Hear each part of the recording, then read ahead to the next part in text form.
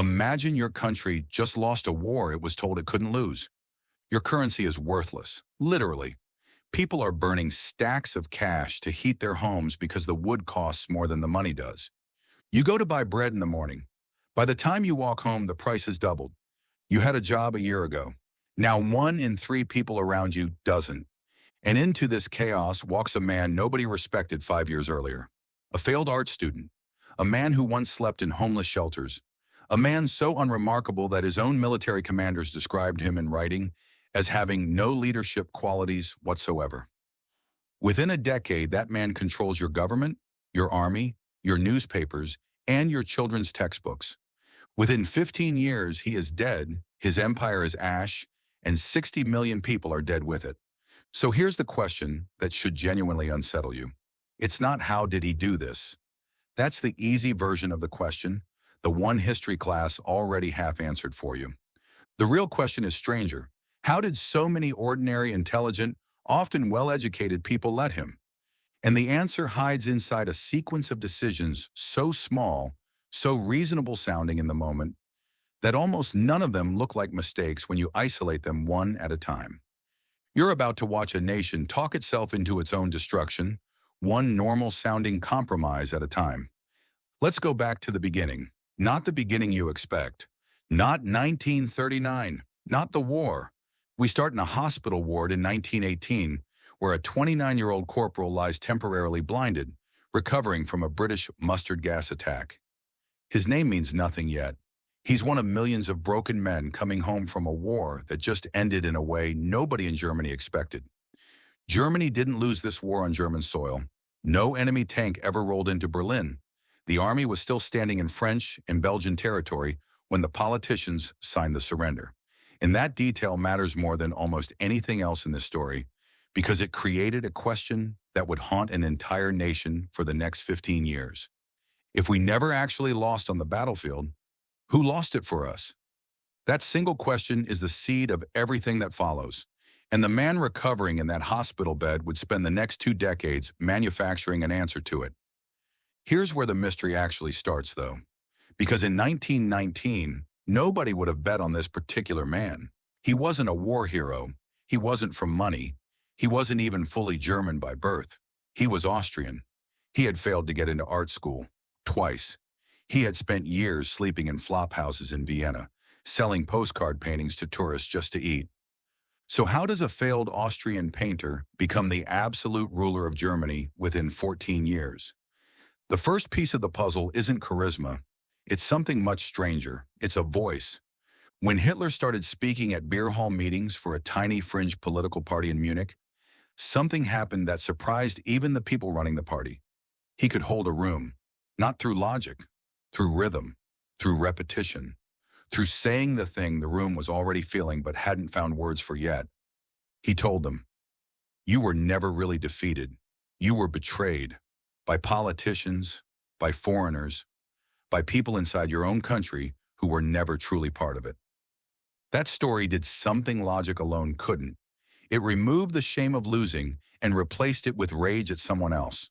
And rage, it turns out, is a far more durable political fuel than shame ever was. But a good speaker in a beer hall doesn't become a dictator. Something else has to happen first. And in 1923, it almost goes catastrophically wrong. Hitler tries to seize power by force. He marches into a Munich beer hall with armed men, declares a revolution on the spot, and tries to march on the government the next day. It fails completely. Police open fire. Several of his own men are killed in the street. Hitler is arrested, tried for treason, and by every reasonable expectation, his political career should have ended right there, in a prison cell, as a footnote in German history. Here's the twist nobody sees coming. The trial doesn't destroy him, it builds him, because the judge allows him to turn his own treason trial into a stage. He gives speeches in the courtroom. Newspapers across the country print his words.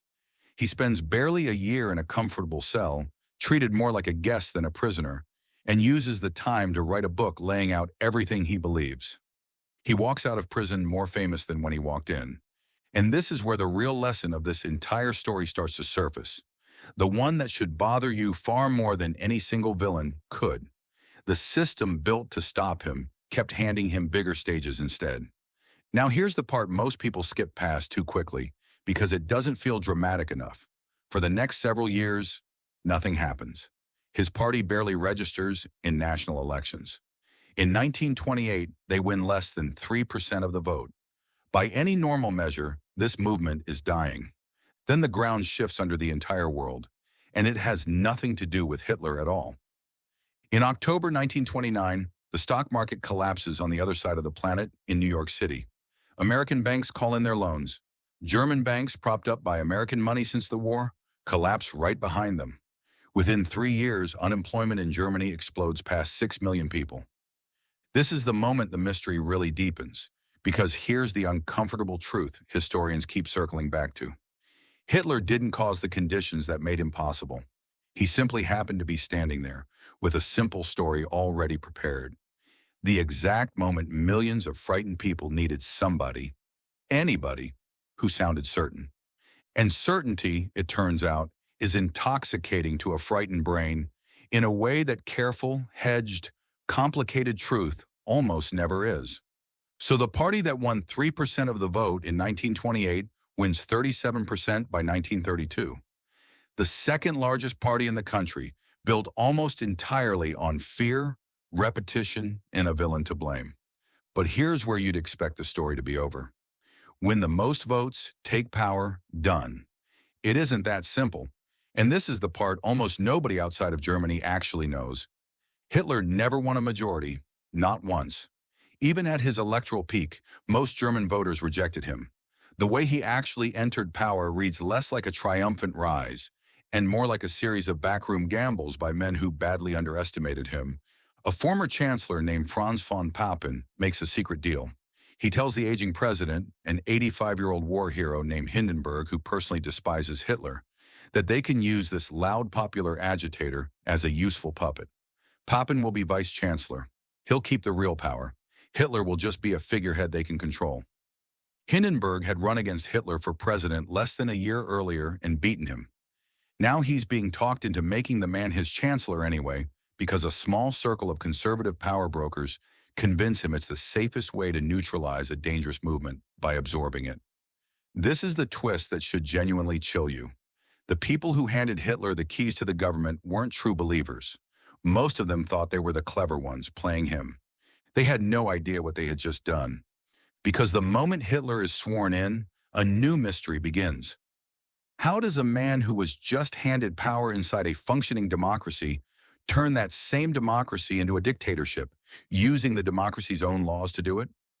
The answer arrives less than a month later in the form of a fire. The German parliament building burns down. To this day, historians still argue about exactly how it started. But within hours, Hitler's government blames a single communist agitator, declares a national emergency, and pushes through a decree suspending basic civil liberties. Supposedly temporary, supposedly just until the crisis passes, it never gets reversed, not for the next 12 years. 1 month later, an act passes through Parliament granting Hitler's government the power to create laws without Parliament's approval at all. The vote passes by an overwhelming margin, with S8 paramilitary thugs literally standing guard inside and outside the building, while terrified representatives cast their votes. And here's the detail that ties the entire mystery together. This wasn't an invasion. This wasn't a coup in the traditional sense. Germany's constitution was technically still in effect the entire time. Hitler didn't break the rules of democracy to seize total power. He used the rules of democracy to dismantle democracy itself, one legal-sounding emergency measure at a time. Each step in isolation had a plausible justification. A fire really had just destroyed the parliament. The country really was in chaos. Communist street violence really was a genuine threat. Every single piece of the puzzle had just enough truth in it to make the next authoritarian step feel reasonable rather than monstrous. This is the part of the mystery that should follow you out of this video and into your own life, because it's not really a story about one man anymore. It's a story about how catastrophic outcomes rarely arrive as one dramatic, villainous act. They arrive as a sequence of small, individually defensible decisions, each one slightly more extreme than the last. By 1934, The president who once detested Hitler dies of old age. A new law instantly merges the presidency and the chancellorship into a single title: Führer, absolute leader, no checks, no elections that matter anymore. The man who was sleeping in homeless shelters 15 years earlier now controls every lever of one of the most advanced industrial nations on Earth. So now the story shifts. The mystery is no longer how he got there. It's what happens once total, unchecked power is handed to a man whose worldview was built entirely on blame, rage, and the idea that some human beings simply don't deserve to exist. What follows over the next 11 years is the deliberate, bureaucratic construction of the deadliest event in recorded human history: the systematic murder of 6 million Jewish people, alongside millions of Roma people, disabled people, political prisoners, and others judged unworthy of life by a regime that dressed mass murder in the paperwork of ordinary government administration. This is the part of the mystery that historians still find almost impossible to fully explain, even decades later, because the people who carried this out, layer by layer, weren't all fanatical extremists. Many were simply bureaucrats, train schedulers, paper pushers, people who told themselves at every individual step that they were just doing their job, just following the order directly above them, just one small administrative link in a much longer chain that someone else, somewhere else, was ultimately responsible for. That detail is more disturbing than any single act of violence in this entire story, because it means the machinery of atrocity on this scale didn't require millions of monsters. It required millions of people simply choosing not to ask the one question that mattered. Now the mystery turns toward the ending, and here the story gets stranger again, because the man who seemed unstoppable in 1940, who had conquered most of Europe in under 2 years, makes a decision in the summer of 1941 that historians still debate as one of the great unforced errors in military history. He invades the Soviet Union, a nation roughly twice the size of every country he had conquered combined. A nation with a brutal winter that had already destroyed one European conqueror's army over a century earlier, when Napoleon tried the exact same thing and lost almost his entire force to cold and distance rather than enemy soldiers. Hitler's generals warn him. He overrules them. He believes his own myth of invincibility too completely to see the trap closing around his own army. By the winter of that same year, his soldiers are freezing in summer uniforms outside a city they cannot take. Within 4 years, the empire that once stretched from the Atlantic coast to the gates of Moscow collapses into a single underground bunker beneath a burning city, surrounded on every side by an army he can no longer stop. And here's where the final, smallest mystery of the entire story plays out. In that bunker, in the final hours, with Soviet artillery audibly shaking the walls above him, the man who once commanded the destruction of nations spends his last morning making sure his suicide pill actually works, by testing it first on his own dog. The empire that was supposed to last 1,000 years lasted 12. So here's the bigger revelation underneath all of it, the one that should follow you long after this video ends. This story isn't really about a single evil man rising to power through pure force of will. If it were, the lesson would be simple and almost comforting. Stop the monster early, and the danger disappears. The real story is about how a functioning, modern, educated society, full of doctors, engineers, teachers, and parents, talked itself into surrendering its own freedom voluntarily. Not because every single person believed the ideology, many didn't, but because disagreeing loudly at any single step along the way felt harder and riskier than simply going quiet and hoping someone else would stop it instead. Nobody in 1928, looking at a fringe party with 3% of the vote, would have predicted any of this. That's what makes this story a genuine mystery, rather than an inevitable tragedy. It wasn't fate. It was a sequence of choices made by ordinary people under extraordinary pressure that could plausibly have gone differently at almost every single turn. And that's the question this story leaves behind, unanswered, the one no neat historical summary can fully resolve for you.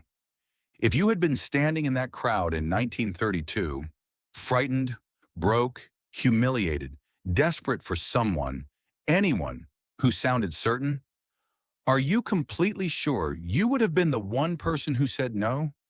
History doesn't remember the moment Germany decided to destroy itself, because there was no single moment. There were 1,000 smaller ones, each one quietly agreed to by people who never imagined where the 1,001st would lead.